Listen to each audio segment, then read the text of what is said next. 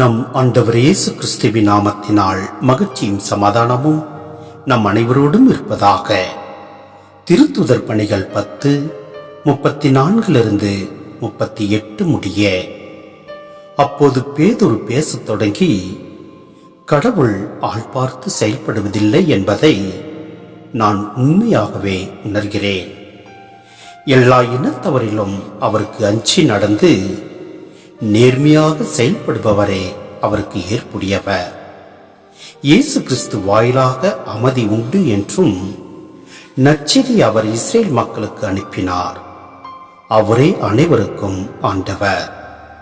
திருமுழுக்கு பெறுங்கள் என்று யோவான் பறைசாற்றிய பின்பு கலிலேயா முதல் யூதேயா முழுவதிலும் நடந்தது உங்களுக்கு தெரியும்.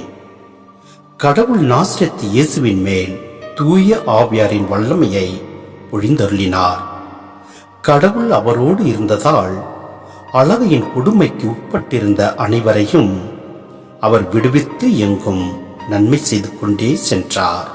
சிந்தனை: கடவுள் இஸ்ரேலரை தேர்ந்து கொண்டதால் மற்ற மக்களினங்களுக்கு அவர் அருள் புரியவில்லை என்பது பொருள் அன்று. கடவுள் அனைவருக்கும் ஆண்டவர். அவரிடம் பாகுபாடு என்பதே இல்லை. நாம் அவரோடு ஒன்றித்து அவரில் நம்பிக்கை கொண்டு வாழ்கின்ற போது அவர் நம்மை எல்லா சூழ்நிலையிலும் இருந்து காத்திடுவார்.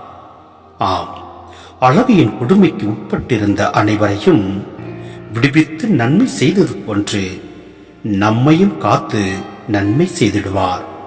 ஏனெனில் அவர் நம் ஒவ்வொரு மீதும் பரிவும் இரக்கமும் கொண்டுள்ளார்.